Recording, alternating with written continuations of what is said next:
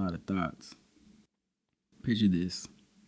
You either laid up at home, in the bed, early morning, alarm goes off, you gotta get ready for work. Or you're standing in the middle of your job right now that you can't stand, miserable, but your mind's somewhere completely different. You're thinking about your brand, you're thinking about the next move. What are you building? But you don't even know which direction to go yet. And you refuse to just follow whatever trend everybody else is chasing. That's how I've been. That's the ugly middle. If this sounds familiar, well, this is the episode for you. So, what is the ugly middle exactly? Let's break it down. It's not the beginning when you first get the idea and everything feels exciting and it's possible. You see the light at the end of the tunnel. And it's not the end when people are celebrating you and the work that you put in, the grind, the sweat, and the tears, it finally pays off. It's that space where everything in between is testing you. It's basically a breaking point. And that breaking point is really where you start to question and ask yourself that one specific question. How bad do you want this? Because that's where you find out quickly if you're chasing momentum or you got that discipline. Or what I like to call that dog in you. Momentum always feels good because everything's moving. It's exciting. You're coming up with a brand. You're coming up with a name. You have this. You see the big picture. It gets you going. But momentum can get you so far. It's really about that discipline. It's about that dog in you. That's where it shows up when nothing else is moving. And you still get up and do the work anyway. And that's the ugly middle. And the ugly middle will always make you face what you're willing to sacrifice. What are you willing to sacrifice to get to that goal, that dream, that end point? Are you going to sacrifice your sleep, your time, your money, your comfort? Hell, are you even willing to sacrifice your relationship? Because building something real is going to cost you something. It always does. And there's no way around it. One thing I always tell people when it comes to sacrificing, it don't matter what you believe in, whether it's the most high entity or the most low entity, or if you don't believe in no spiritual and you just all around law of the land type stuff, like whatever you put in, karma, that's the word I'm looking for. Karma, whatever you put in, you're going to get out type situation. So, and no matter what, you're going to get tested and see what you're willing to sacrifice to get what you want. But here's where it gets real. Because the ugly middle doesn't just cost you money or sleep. It costs you emotional too. I'm talking about the internal battles you're fighting with yourself every day. I'm not even present in my own relationship as I should be. It's not that because I don't care. It's because my mind is always somewhere else. Always building. Always problem solving. Always thinking about the next move. Then, all that creates its own guilt. And there's my daughter. Some days I'm not spending as much time with her as I want to. And that is different because all the things I'm doing right now is for her. I want to be around. I had parents that always worked and they're always tired. And as an adult, I appreciate what they did and the sacrifice they made to make sure I had a house to live in, food on the table, clothes and everything. But there's days that I wish they had the time to take me to baseball practice or come to a sporting event, something, or just be able to spend time with me. But I understand now as an adult, like, they were mentally exhausted and they needed some time to themselves. Or they had to hurry up and handle what they needed to handle because they have another day to conquer. On top of that, like, I want to put my baby in a good school. I want her to have the opportunities to be educated while still be able to be her. But I really say all this because I want to be that parent that's able to be at the events or when my baby needs me. I'm not sitting up here having debate. Do I go to work, make sure these bills are paid, or go to whatever event or wherever she needs me at that time in those situations? But right now, I get that she doesn't understand that. She's still young. And that kind of plays with me too. Because right now, I'm mentally drained trying to build the thing that makes it all possible for her. And the scariest part is I've started to notice myself going numb.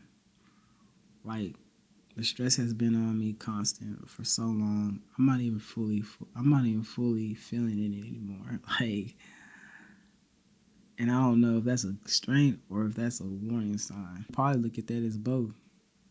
My appearance has changed. A lot of people say I'm losing weight, but it goes back to what I said earlier. That's just the sacrifice I have to make. One thing about the ugly middle that I've always found annoying as I continue to trial and error to get to that goal, that dream, that feeling of success. To me, my definition of success is nobody talks about the ugly middle. A lot of people sell you the lies on the success and make you think success is an overnight thing because they don't talk about before they hit success, they got to go through the ugly middle. And one of the things that I'm going to throw out there that I'm pretty sure some people have seen it, heard it, or been through it themselves is people convince you that, as I mentioned, people convince you that success or you can do something easy. And then they make it sound like, hey, all you have to do is do this and boom, you'll be here. And you'll be able to attain whatever money and abundance of all this other stuff. And I'm not exempt from this because I'm speaking this from firsthand experience because I fell in that trap too. Knowing better, but it's still that what if optimistic point because I'm really a pessimistic type person. So for me to have that optimism, like maybe this can work, maybe this will open up a door for something else. And one of the things that came to my mind as I'm thinking about the ugly middle is back in the day when I was trying to find an out for the oil field, and somebody brought up an MLM. There's been plenty of them out there, so y'all know what they are. Now, the product that they would show was a good product, and I'm happy for them to show me that. And the products are, I'm just going to throw it out there real quick, is just IULs and annuities. Y'all probably need to go check those out. That's not what they're really focused on. Of course, as y'all know, MLMs is about signing people up and moving up the ranks. And when I saw that part to it, did get turned off, but I'm like, well, maybe I can go with the annuities, IULs. But I seen the heaviness on signing people up to move up. AKA, I see the bullshit from a mile away. I see how this is going to go. I see how this is going to turn out.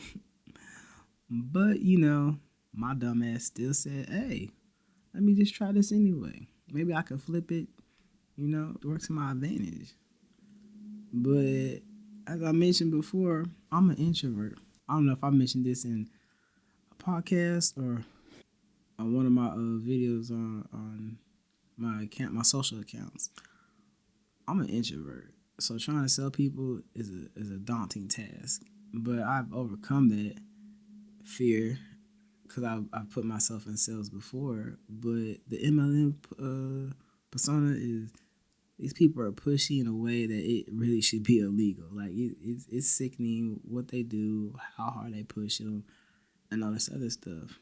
And I made a good point. I mean, MLMs are just like how you grow up the corporate ladder, just a quicker and way off way where the bottom feeder doesn't, or the bottom feeder, excuse me, the bottom person doesn't really get no money or nothing out of it. But realize that I'm not that type of person, or like I said, it's just a moral compass in me or something. And like I said, it just didn't make sense.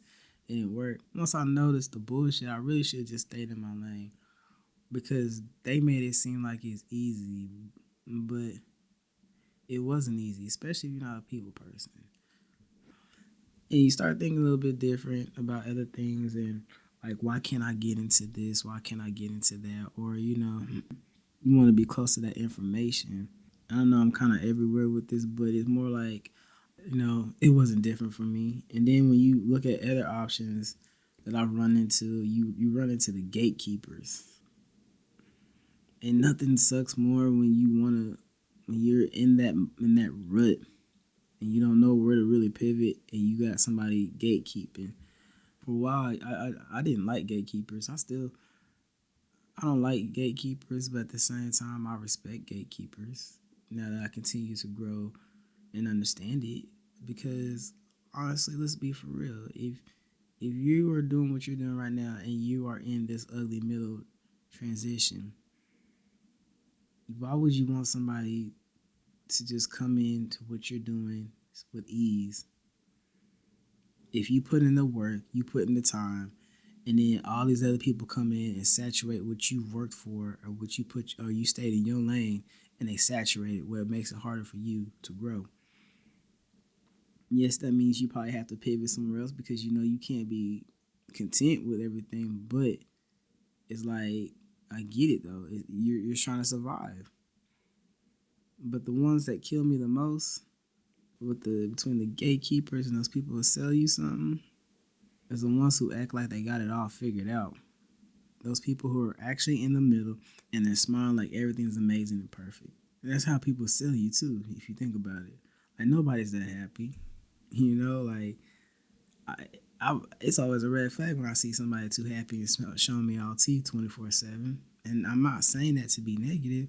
I'm just saying, if you ever been through anything in real life, you know that a smile can be a costume too. The ugly middle doesn't care how good your highlight reels look. Like, people want honesty, and they want to see that right now. Fast forward to my current life right now, and just talk about something. And I'm guilty of a lot of this right here. I never talk about my wins, because I don't count my wins, because I see it within myself, and I see it within a lot of other people. We focus on the numbers, the followers, the results we're waiting for, that we completely pass everything that we've done. I had to actually stop and think, doing this podcast, like, what can I say about that I've won? Like, I'm not. I'm just starting this podcast. I've done other things, I'm not getting the traction I want, but I had to stop and think real quick. Within the last few months, I finished building my workstation, and that means computer, monitor, and everything else. While still doing that, I paid my bills. I didn't go in debt building my workstation, creating an environment for me. I taught myself DaVinci. I'm not the best editor, but I'm doing it. And here's the thing that people don't really realize about me. If you go on my other socials, I'll put them down so you can go see for yourself. I really do like a 5-man job by myself with my sim seminar and all the other stuff that I put out on my socials. I write the scripts, directing, editing. I even do the voiceovers. I could have probably been done with my sim stuff, but the voiceovers and battling the Audacity software, that was tough. Trying to distinct the voices and stuff, but I stuck with it. I've posted for a month straight now. Still made time for the family. Not an abundance, but I still made time for them. I did all that alone. No team, no mentor, no blueprint. Just me figuring it out. And I had to stop myself and think about that real quick. Like, if a stranger came up to me right now and told me everything I just told you, I'd be like, damn, you doing the damn thing. And now, even with a recent event, one of my coworkers even said, when I was telling him stuff like, hey, stop being so hard on yourself. You tripping right now. You got a lot of positive traction, and you're finding your way. Don't throw this all away on stupid stuff. Don't let your emotions cloud your logic. But I say that to me because I was downplaying myself, because once again, that was me.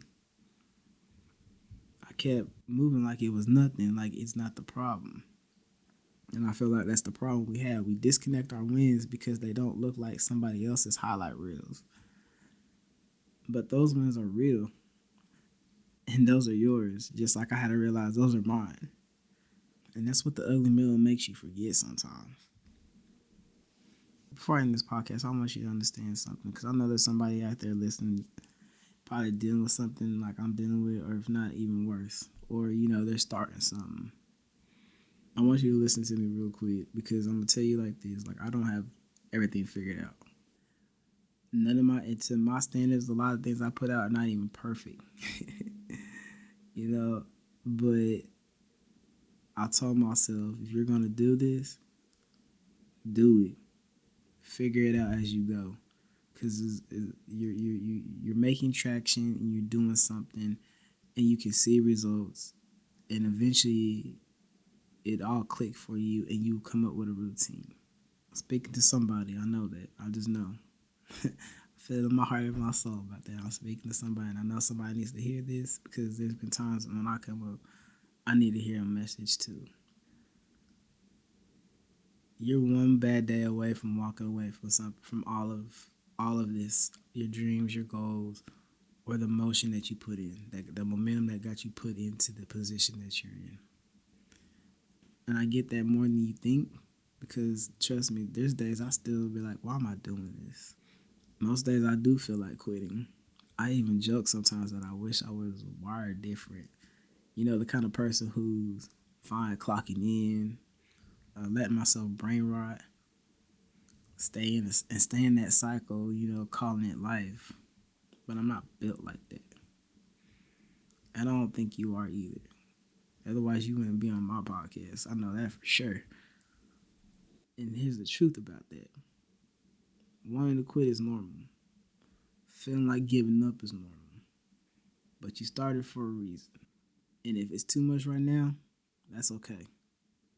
There's nothing wrong with pausing and regrouping and finding a new angle to reach that same goal. That's not quitting. That's strategizing. But don't give up. Yes, we live in a material world. You can't manifest getting the bag. You can't manifest getting money. You can't, whatever you want to call it. And it's something I want you to do, and I want you to stop and think. If you were on your deathbed right now, what do you want to feel? I know personally, I want to feel like I did something, like I tried. Not that I wished, not that I wondered what if,